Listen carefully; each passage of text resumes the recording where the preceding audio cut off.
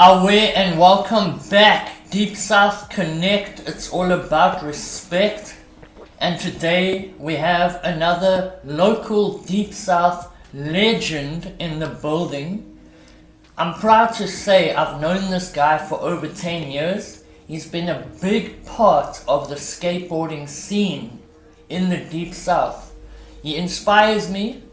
The first time I saw him, he was about 10 years old, skateboarding in a competition near Masiphumelele at the Sunny Acres shopping center. There was a competition there, and I saw this little homie and I was like, yo bro, who's this kid killing it on the side here?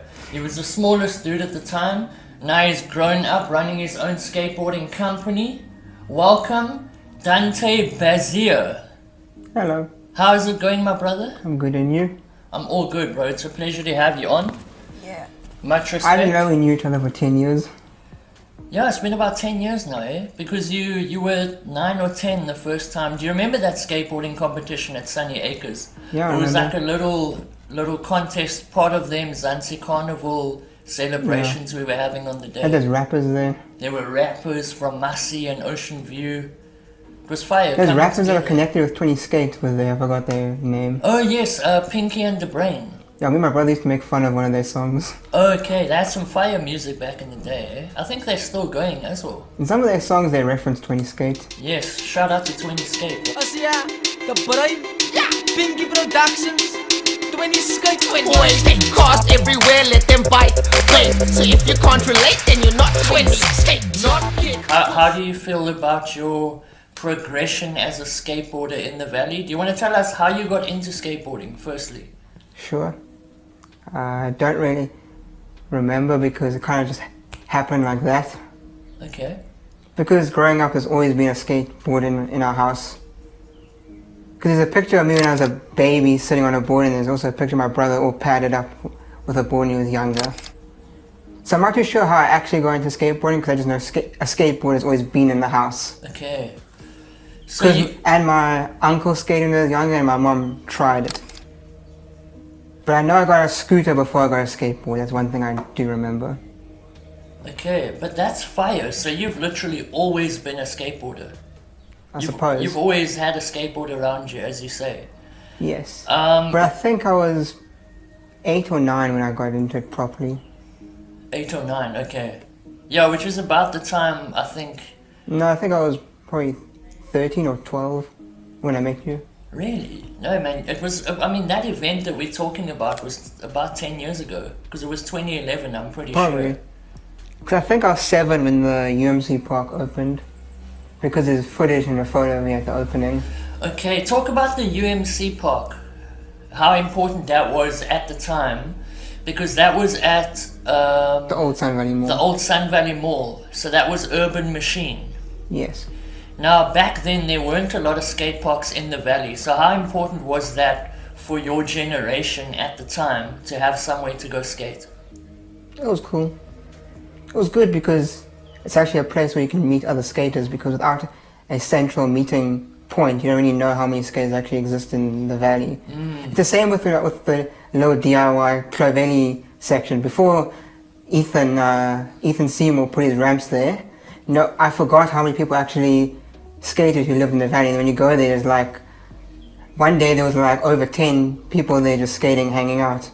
So you forget how many people are associated with skating or like to actually do skate in the valley, because like I said, you need a central place where you can meet up and just hang out and skate. That's a good point.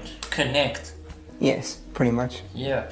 So, okay, let's go back to some of the early days around the UMC skate park, and since then, in the Deep South specifically, can you name some skateboarders who've inspired you? In the Deep South area, definitely Josh Adams, because I've known him for basically the friend I've had the longest. Okay. Even though we kind of stopped communicating when he was in where he went. I forgot where he went. Vietnam. Yeah. And then I reconnected with him because he started doing yoga with my mom, because my mom's a yoga teacher. Okay. That's fire. Yeah, and then he was the first guy who ever bought a board from me. Okay, yeah, he hypes your boards, bro. Like, he only skates your boards, actually, at the moment. I did an interview with him the other day. Yeah, he told me. And yeah, he said he only skates your boards. So... Well, he doesn't really care about brands. 100%. Because even with the clothes he wears, he doesn't have... Half of them don't even have, like graphics on them or in pictures. It's just a plain shirt. And what's beautiful about him as well is he is one of the best skateboarders of all time out of the Deep South. But he keeps it so humble. He doesn't really care about that kind of stuff. He more just cares about connecting to people, expressing his truth. Well, he doesn't even post skating on Instagram. It's more about his filming and his photography. And he's an animal, bro. You know the flat bar at the Mill Street skate park? Yes. He did kickflip frontside blunt slide, shove it out first try. Damn. So let's talk a little bit about that. Like, skateboarding has evolved into this massive global... It's not just a culture, it's become more of It's an Olympic sport. It's an Olympic sport, and there's so many big brands. Like, I remember when I was a kid, brands like Nike and Adidas and Reebok were not really involved in skateboarding. You had shoe companies like ADO and Osiris, and they were more skateboarding companies that only really appealed to skateboarders. But then as skateboarding got bigger, these bigger corporate companies kind of got involved. And now you see the evolution to the point where it is an Olympic sport, as you say. How do you see that? Well, I think it's a good thing and it's a bad thing, I guess. I guess everything in life has its positives and has its negatives. But the thing that I don't like is all the people moaning about it. Like, people hating on skateboarding and being an Olympic sport, and like, the only thing it's going to do is make skateboarding more popular or make it more respected. So it's like, it's not going to do anything bad. And it's not like the Olympics really came in and changed the format of skate contests. Like, for the street section, they literally just took what Street League was doing and put it in the Olympics. With Park, which is ball, they literally just took what the Vans Park series and put that into the Olympics. So they just took those formats into the Olympics. I like the way you talk about not complaining. Because it's just expansion, isn't it? Yeah. I think people's fear is when you get the structure that comes with the rules and regulations, and Exactly. I think that's where people start to get a little bit anxious. Yeah. Because it's a culture thing, and they don't want the true essence of the culture to be changed or altered. Well, I think the Olympics does something better than these other contests like X Games and Street League and all these other events. Where since they're going by country, it gives a chance for these smaller countries like South Africa, for example, to actually have someone representing them, because a lot of times in the X Games and Street League it's mostly the super well-known guys. Like Moses was lucky enough, Moses Adams, one of the best skaters in South Africa, Of all was time. was lucky enough to be invited to 2 street leagues. But that's like one person out of how many, like 20 or 10,000 skaters are in, or I don't know how many number of skaters are in the country, but that's like one guy making it to the contest. At least with the Olympics, it gives a chance for some South African guys to go into an international event. True. I like your perspective. I like that, focusing on the positive aspects. Talk a little bit about, you mentioned Moses Adams, Yeah. one of the best skateboarders of all time off the African continent. We were always proud when we were growing up. We were so proud to be from Cape Town, because we had skaters like Moses Adams, Chris de Vian, Alan Marola, Shaib Philander, Jean Smith. There was a whole... Byron Rhoda. Byron Rhoda came a little bit later on, but also a great skateboarder. And I mean, Jean-Marc goes way back. That guy, when he was, I think 14 or something, I believe he was the first person to 360 flip the double set in George. I don't know if you know the double set in George at the Otanikwa High School, I think, which is like a monumental spot. I think Moses did switch backside hill down there, like 5th try or something. So, Well, when I interviewed Brett Shaw, another skater, he said he knew Moses when he was younger, and he said Moses has just been this guy that's always been exceptionally good, just didn't really care about contest or being sponsored. I would agree with that, because I remember seeing Moses at Boogaloo's when he was about 11 or 12, shredding the place, and he never really seemed to care about... Well, there was a point in his career where he had big sponsors like Red Bull and Yeah. Harley Davidson, but then it kind of just faded away. Like there were times where he was in California hanging out with what's his name?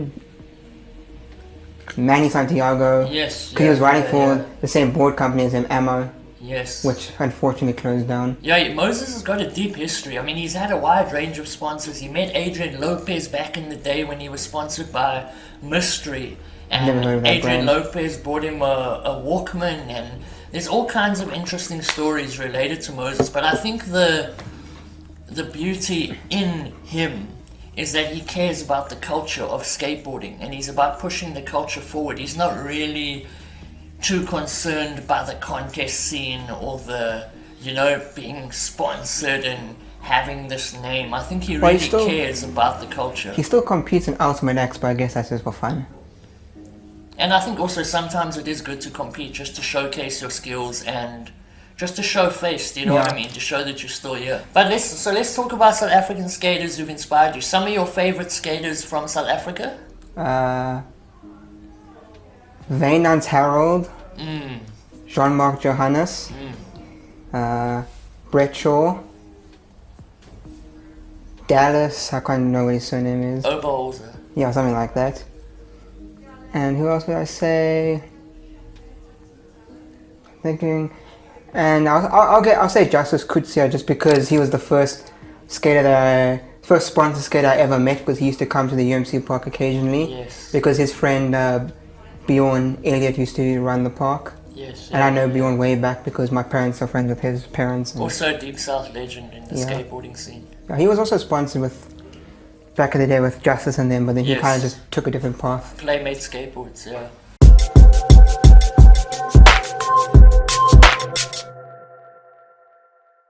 Deep South Connect, it's all about respect. Woo! I'm here with Dante Bazzea. So, my brother, we were talking about skateboarders in South Africa who've inspired yes. you. You've mentioned some Deep South legends as well. You mentioned Wynand Harold. You mentioned Justice Kotze. Two of the best skateboarders ever out of Cape Town. And Brett Shaw's kind of a Deep South guy now. Who's that? Brett Shaw. Yes, Brett Shaw Well, as well. he grew up in Durban, but he lives in Fishhook. Yeah, he's more from the new generation, which is fire. No, he's from the because- old generation. Brett Shaw. Yes. Tell me more about Brett Shaw then. Well, I'm he's from thinking the- of someone else. Well, he's new. He's new in like the Deep South. Like he didn't grow up in yes. Fishhook, but he goes way back. Like he helped build the skate park by the beach in Durban. He's done lots of Yes, things. yeah, yeah. And what's cool about Tony Hawk is like he's one of the most famous people in the world. Like literally, if you search the most famous people in the world, he pops up. Like, and he doesn't care. Like when I say he never left his roots of skating. Like he always posts skating. Like he posted video of talent skating on his Instagram. The people he sponsors on his brand Birdhouse. He posts skaters more than him hanging out with celebrities. And when you do see him hang out with a celebrity, it's the same celebrity every time. So you can generally tell that he's friends with the people. Like Jack Black, for example. Him and Jack Black are actually friends. Like he put Jack Black in the remake of his new video game and that kind of stuff. Okay, that's inspiring. I'm intrigued to hear that because I've never looked at it from that perspective. But you are right, because Tony Hawk is always pushing the culture forward, even though he's the biggest name in terms of like being a big celebrity in skateboarding. He still pushes the culture forward. The game Tony Hawk's Pro Skater is one of the things that really catapulted skateboarding Yeah. to a global scale. You should- So it's inspiring to see that despite him becoming this huge household name all around the world, he still, as you says, pushes people like talent and pushes skateboarding forward on a grassroots level. Yeah. Well, there's a documentary called Pretending I'm a Superman, which is a documentary all about the history of the video game. Okay. And in the video game, he said in the documentary, they were saying when they're trying to develop the game, his number one rule was the characters in the game had to be real skaters. And he made it abundantly clear that he needs at least one black skater in the game and one girl, at least one, before they launched the game. And he had in the first game, what's his name? Kareem Campbell. Yeah, and what's her name? Alyssa, too many- Alyssa Steamer. Yes, there's too many names to remember. Yeah, they were fire. Kareem Campbell was so dope, bro. Like, he was one of the first skaters, because when we were growing up, there was no, like, internet. So we would play the game Unlock the videos. purely to unlock the 1 minute video clip. Then watch the 1 minute video clip of whoever you unlock, and then it gets you so amped to skate. And I remember Kareem Campbell was one of the first skaters who really represented that kind of hip-hop style, you know, which we were super amped on. And I remember he did I think his ending trick was a switch kickflip down a set of stairs, and we were like, oh my goodness, he did that switch. So, yo, you're bringing back some fire memories here. Have you played the remake yet? I have not. They remastered the first game and the second game, and they put it into one game. Oh, really? Okay. I've been playing it, it's fun. That sounds fire. That does. The game's sound got a quite great fire. soundtrack. Brother, let's talk a little bit about yourself as a skateboarder. What does skateboarding mean to you, and what does it mean to you in your life? Oof. That's a good question that I don't ever have the answer to, but I can try. Give it a go, my brother. Just speak from the heart what skateboarding has done for you in your life. Well, I don't really... I think it's just... At first you start... Well, where should I start? Well, me as a person, I like being alone most of the time. Like if I hang out with a person, like a friend, I hang out with them for like the whole day, I don't like hanging out with people the next day again. Some people I can, like Josh Adams and my cousin Bjorn, because they're like some people that are cool and chilled. But most people I can't hang out with them more than like 2 days in a row, because I like my own personal space, just to like hang out in my room, watch YouTube or whatever. So the one thing I liked about skateboarding was I could do it alone. Because before I started skateboarding, I used to play soccer as a part of the Fisher Soccer Club and that kind of stuff. And I loved soccer, probably had the same amount of passion for soccer as I did for skating. But the problem that I found with playing soccer was, if I wanted to play, I always needed another person. Though when I was young, I used to pretend I was playing, I used to play by myself in the garden. So I think the one thing I liked about skateboarding was I could do it alone. Respect to that. I can relate to that, my brother. And in terms of it giving you a sense of belonging, like you belong to this culture, even though it's something you can do alone, and it's something that, because I used to be quite a recluse when I was younger, which also made skateboarding appeal to me, because it was something that I could do by myself. Even when you're in a group of people skating, you're still very much in your own world. Exactly. But you're also part of a culture. You're part of a, do you know what I mean? You're Yeah. part of this thing that changes and has trends, and you have your own uniqueness, but it is also a culture that changes. Do you feel anything towards that kind of? Kind of. Also, I think that's cool about skating compared to other sports, and this is especially since it's not a team sport, is you can't really blame anyone. Like if a soccer team loses a match, they can be like, oh, the goalie was bad today. But with skateboarding, it's all you messing up. Yo. You can't blame anyone besides yourself. Respect to that, my brother. Yeah. Some of the worst injuries you've had? I haven't had many injuries. Okay, that's Besides, I fine. sprained my ankle once. Sprained your ankle. That can be quite a painful... Yeah. Just put some ice on there, or... Yeah. But it was so long ago, I don't remember what I did. Okay. Funny enough, I injure myself not skating more than I do skating. Brother, same. Like I was at the gym and I almost fell trying to get onto a machine. Treadmill. No, elliptical machine. It's kind of like Okay, a treadmill. Yeah. yeah. Like that kind of stuff I do. But skating I don't. I think it's because I'm just so used to doing it. It's kind of like second nature, like walking.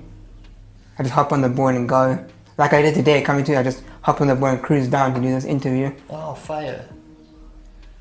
I relate to your story in a way that mine's almost opposite. So I also injured myself more not skateboarding. I skateboarded seriously for almost 10 years, then played football at Fishhook as well, and got a side tackle, ripped my whole ACL, had to get surgery a few years after that, couldn't skateboard again, but then somehow 5 years later I was at Josh's house and I did a kickflip on his board, and it was the first time my knee didn't feel pain.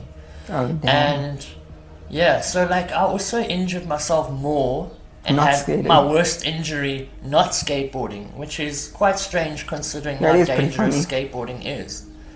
Well, another thing with skateboarding and going back to UMC was that park kind of opened up around the time when my parents were getting divorced. So skateboarding kind of saved me in a way because it had a thing I could do outside the house and could make me just not think about what was going on. And also around that time my brother still skated. Yes, I remember your brother skated as well. Yeah. Speak a little bit into that. I like how you spoke there about how skateboarding was almost like an escape away from the... Divorce. Yeah, from the... Even if it wasn't divorce, but because different people go through different things. But the fact that it was something difficult to go through and skateboarding provided that escape. Talk a little bit into that. It was just like that because it was something away from the house. I didn't have to hear like arguing or whatever my parents were going through. So then I could go there and just skate and not have to worry about what's going on at home, basically. Yes, because you're focusing on just having fun, learning a trick, chatting to whoever's at the park or whatever you're doing there. Yes, brother. And also my brother's the that. main reason why I could get through the divorce because he helped me. Shout out to your brother. Yeah, I have a great brother. Yo, that's fire, my brother. I'm glad to hear that. Yeah. How old is he now? He is 21. Okay, and you are? 19. Yo, so you're still young, my brother. You're young and you're already a legend in the game. Let's talk a little bit about your contribution because different people, Josh and I were talking about this, it was quite interesting where different people make different contributions. So, but it all adds to the whole. Now, if you look at people like Vaynant and Justice, they are amazing skateboarders who offered different things to the culture. Vaynant brought filming into skateboarding in the Deep South. It was always our dream to see ourselves on a screen skateboarding when we were kids, and Vaynant brought that opportunity because he was quite into the filming. It was always our dream to see skateboarders from the Deep South shining on the contest scene to let us know that we could do it as well. And Justice went and he would dominate local competitions. I mean, I remember him dominating at Spider Ramps in Steenberg, really representing the Deep South and just taking it home. And then later down the line, he won the Maloof Money Cup in Kimberley. Which is fire, you know. It really makes you proud to be from the Deep South and then see your people thriving. Now, that's their contribution. Everyone makes a different contribution. Your contribution, amongst the many that you've made, is so vast, but underrated in a way because you do it so silently and because you're so humble. Now, you've started your own skateboarding company. Correct. Called Peaches Skateboarding. Correct. I bought a board from you a few months ago. Yeah, it was sometime last year. Sometime last year, and then about a few weeks later I fractured my elbow. Damn. Hence why the board is still brand new and I haven't skateboarded it. And this is the new graphic. Okay, so let's put some hype on this. That's the electric bunny graphic because the bunny's eating a cable. Okay. And this one's called the original Peaches because this is a photo that my stepdad took of our cat Peaches. Okay. And then my mom's friend Tracy, who helps with all the graphic designing to make the graphics easier to print, basically just took the photo and put it in a thing and did this. Okay, fire. Very fire. And it looks great. So this is the old And if you can tell here, it says the mouse survived. The mouse survived. Because it did, because after he took the photos, he saved the mouse. Oh, fire. Because it all came about because my logo has the cat eating the rat. So I just wanted a photo for Instagram of the real cat actually with a rat. So he took his photos and became a graphic, and that's the history. That is fire, bro. I love the organic. Organic? The realness, like it's an organic story. It's not like it's not just a product. You know what I mean? This means something to you. And there's new grip tape with this design of cat's paws. Oh, you got your own grip tape as well. Yes, the grip tape I got from you is slightly different to that, but also it's a rat. fire. It's a rat. It's got the rat on. Yeah. Yes. So okay, so this is the old design. Well, not all. We got those in again, but no. Oh, do you have more of these? Yes, but not with the white boards anymore. But that's what I mean, the white. So this is like a piece of history. Yes, but you can still buy the electric bunny. But in color form. Yeah, basically. Okay. So I might keep this thing to have a white one forever. A little piece of history there. Deep South represent. So, and then let's just hype this new one. Oh, this is fire, bro. So this is the new design. Yes. Now, I mean, that is just fire, bro. This is Deep South right here in the building. Support local business. This is really the way to go. So I want to talk a little bit. Yo, it's a beautiful board, brother. I'm not going to say who did my graphics, but they were screen printed in Fisher.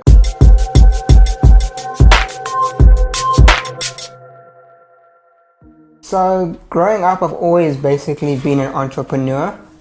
Like, I used to go to places with my parents and I'd say, this business could do this better or this better and that kind of stuff. And that always stuck out to my parents a lot because like, we'll go to a restaurant, I'd be like, they could have this or something. Was like, I don't know, things like random things. I'd say like, they could have a jungle gym for when people bring their kids, like just random stuff like that. Just stuff I would notice that could make the place, you know, better. Okay. And also, when I was younger, my dad is a martial arts coach and a personal trainer. And one day I copied him because we had a little gym in our garage. And my friend from down the street, he came and I trained him like I was a personal trainer at a thing called like ninja training or whatever it was called. Yo, that's fire. It's kind of funny that I was doing it. That is fire. So I see what you're saying. You've always had that business mind. Yeah, you've had that entrepreneurial instinct. Yeah, basically. Okay, that's fire. So how did Teacher Skateboarding start? What was did you see a gap in the market? Is it just something you wanted to do as a contribution? What was the moment of inspiration where you decided, I'm going to start my own skateboarding company?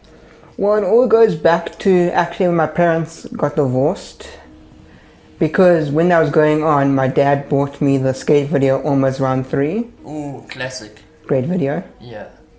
And because he basically just wanted me to have some entertainment while, you know, things that are going on to distract me.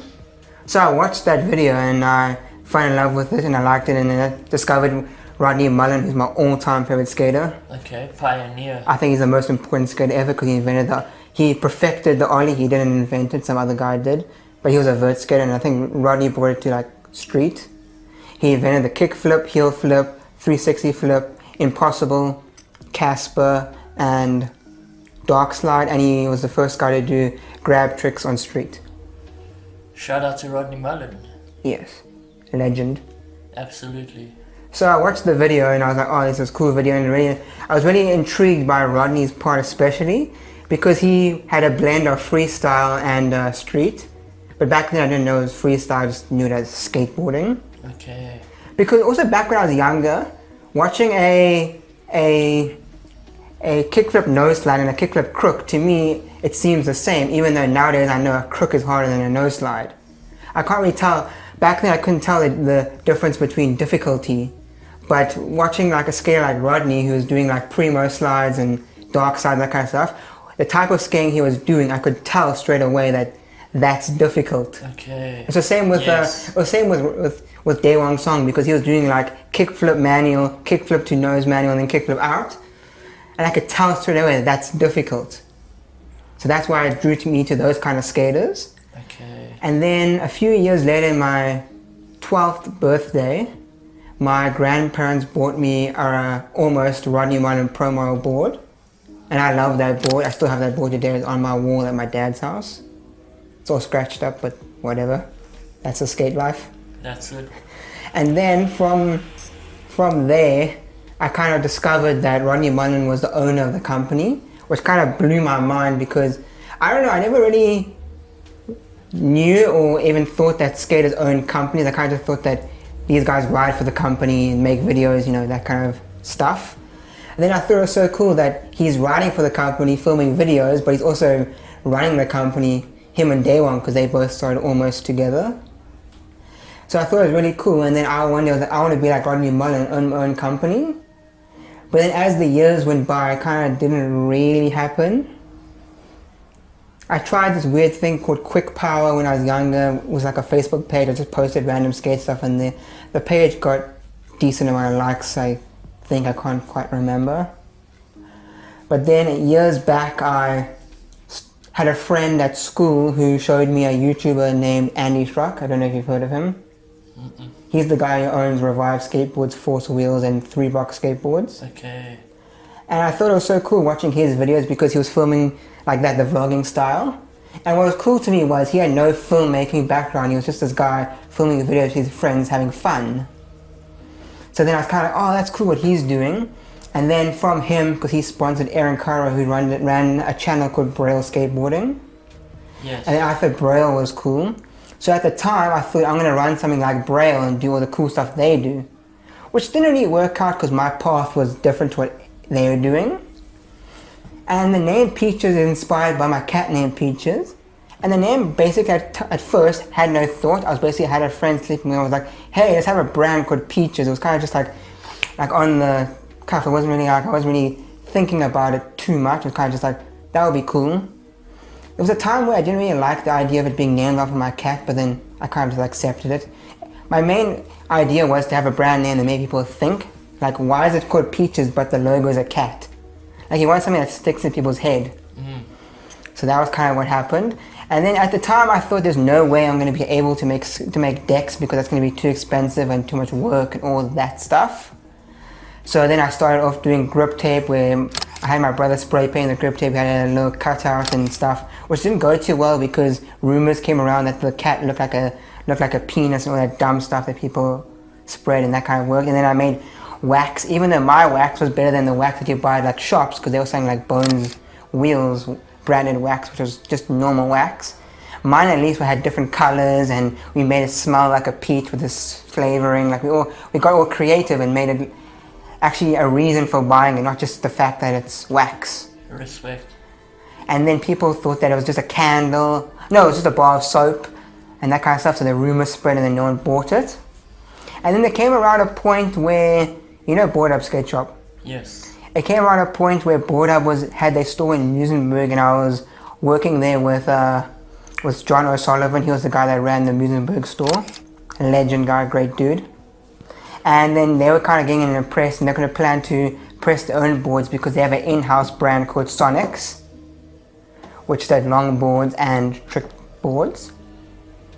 And then around there, with that happened was John said, hey, let's make Peaches boards. And he kind of gave me in my head that I could do decks and that kind of stuff.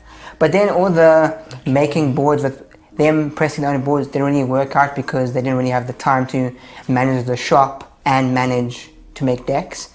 So they just got their boards made overseas. And and then time went on and I was kind of like, I'm just going to do it myself. So I contacted this guy and got my boards made and basically the rest is history. You speak a little bit about the fact that you had another smaller company you started a while ago. You had moments where you doubted yourself. You had to overcome some adversity. And I think that's important for people to know. You're not just going to start something and it's going to be fire. You have to overcome things. You have to overcome challenges within yourself. You have to overcome challenges that society might present. But you've done that and now you have what we see here. You have your own company, and I think that is inspiring for people. It inspires me. Yeah. So respect to you for that, my brother. Thanks so much. That is fire. And one thing that also fire. Thing was, I started Peaches in 2016, but boards only came out in 2018. Okay. No, not 18. 2019. So 3 years after. Yeah. That's a lot of work to put in to get to the point. Yeah, a lot of stuff had to get changed, and we were learning about graphics and all that kind of stuff. Respect. And I'm so grateful that my mom was willing to help, and my stepdad. Shout out to them. And my dad helps with stuff too, so everyone's willing to help, which I respect and appreciate a lot. That's why I like the fact that you pay homage to people who help you, my brother. Yeah. And now my mom knows so much about skating that she never knew. That's fire, bro. Give and take. Yeah. Fire. I guess you can say that. Yeah, you teach her, she teaches you. Also shout out to John from Board Hub. Well, he doesn't work for them anymore, but still shout out to him because he put in the mind that I could do boards. Okay, shout out there as well, bro. Yeah. I like that you pay. And also he helped me with getting connections and that kind of stuff. Stuff that he didn't have to do. And also he's the reason that the people that work at Board Hub actually willing to help me and give me discounts, all that kind of stuff. Because I'm not the best skater, like I still can't even kickflip, but I still just skate and have fun and enjoy myself. There we go. But I'm not like someone that was good, like Shaib, who Board Up was sponsoring with Sonic's decks, because I'm not good. But John put in the mind with the owners and the higher-ups. Well, he was also a higher-up at the time, he was manager at the time. And he put in the heads that I'm worth supporting.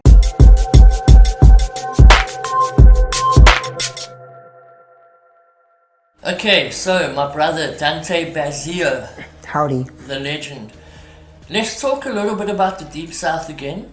So, Okay. when you spoke about UMC, shout out to Kane, from back in the day having his skate park at the old Sun Valley Mall. Yeah.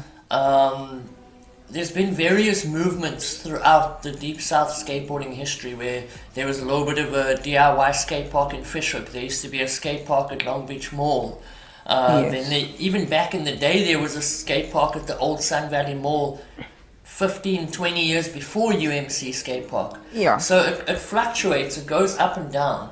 Now, one of the things we want to do with Deep South Connect is really try and expand skateboarding, especially into the neighboring communities. So, for example, Fishhook has some of the most fire skateboarders, but there's not a lot of rappers here. Ocean View has some of the best rappers, but there's not a lot of skateboarders there. But we're inspired by each other. So we want to expand skateboarding throughout the Deep South. What do you think, as someone who's witnessed skateboarding over the last 10 years, what do you think is important when it comes to growing skateboarding in your area? Or what does skateboarding need? What support structures are important? What things can be done by us as skateboarders to also help that movement? Well, first of all, we need a proper skate park, because the DIY thing we have at the Clear Valley parking lot across the road from the beach is not very sustainable, and also we're technically not allowed to be there. Like, they built a concrete obstacle there and we got moaned at by someone who owns most of the houses there and that kind of stuff. Okay. And also, like, stuff like we can't skate on in the holidays because everyone's parking there because everyone's going to the beach, that kind of situation. Like, we're not supposed to be there, so we shouldn't really fight to be there if we're technically not allowed to be there. We kind of just like accept stuff. Okay, But what annoys me the most is we have a WhatsApp group for all the skaters in the valley, which is sick. But every time I give people advice, no one listens to my advice, and then they end up getting in trouble. When I'm not trying to be the rude, like, negative person in the community. I'm just trying to help so we don't get in trouble, so we can continue skating there. Like I said, don't build concrete obstacles. They didn't listen to me, and then we got in trouble. And like, one thing, like, Josh said he had the idea of maybe doing a contest there. And then he said that he knows a guy who has a connection to Vans and he was going to get him to sponsor. Then I said don't bother with contacting Vans, because I tried that for my event, and since Vans is such a big company, they have like a calendar where they list off all the events they're going to sponsor for that year, and also they probably go for the bigger events and the small events. And then everyone's like, well, don't be negative, just try. And I'm like, I'm not saying all this stuff to be negative, I'm just saying this so you don't waste your time. Because you can go to other places like Board Hub, which will definitely say yes, because they're a smaller company compared to Vans, which is this big company that probably only cares about, bigger events. And Board Hub probably cares more about the community. Respect to that. So from that, I'm picking up we need some facilities to skateboard in the Deep South. Exactly. Not just the DIY setup. Well, the DIY setup's cool, but for me, especially with the DIY setup, since I'm not a good skater, like I can't skate rails, boxes. Like when I go there, I get bored. Like the only reason I go there is because that's where everyone skates.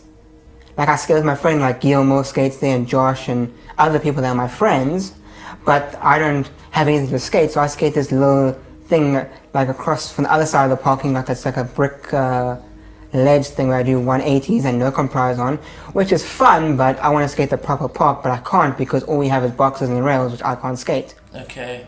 So we need more variety in the obstacles, but we can't have that because other obstacles are too big and then we get too noticed and we might get shut down. Okay. So it's all tricky. I like what you said as well about, okay, so we need some facilities with variation for all kinds of skateboarders to have fun. Also, I like what you said about approaching smaller companies, such as Board Up, that care about the community. In terms of relationships between communities, let's say there's kids in Ocean View, or kids in Masipumalele, or kids in Sun Valley, wherever, that want to take part in the skateboarding culture. What are some of the ways you think we can build those relationships and start to cross-pollinate between the various communities within our Deep South? Well, I think a good idea is to host an event, but I've done 3 events already. Okay. And there are a lot of work for not a big amount of results. And most of the skaters just moan.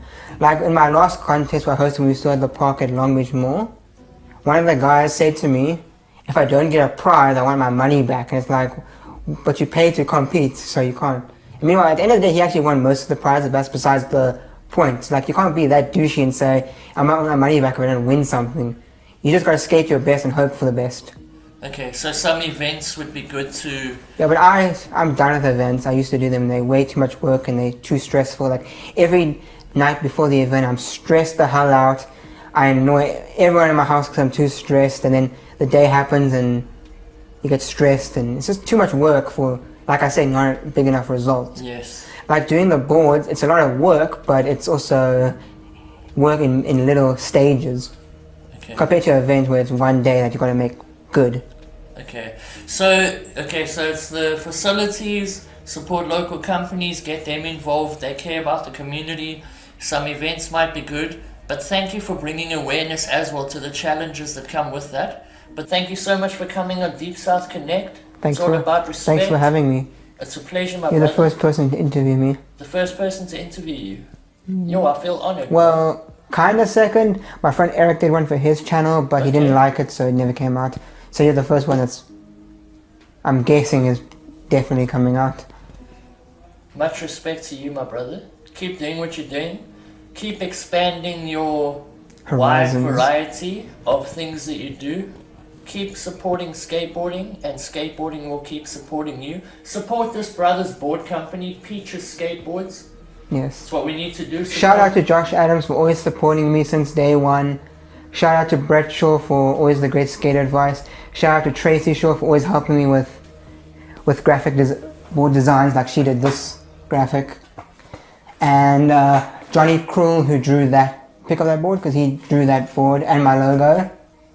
Shout out to my family, my brother, my stepdad, my real dad, everyone. Shout out to them. Shout out to the South African skate community for just being skaters and being alive. Shout out to Jabaf van Staden for keeping skateboarding South Africa alive. Oh, facts, what a legend. Legend! Plunky. And if you guys want to check out more stuff I'm doing, follow me on Instagram at Dante Bazzea, and my brand is peaches_skate. And shout out to Luke for interviewing me. Oh, much love, my brother. So that is a wrap. Much respect, my king. We will see you again. Deep South Connect, it's all about respect.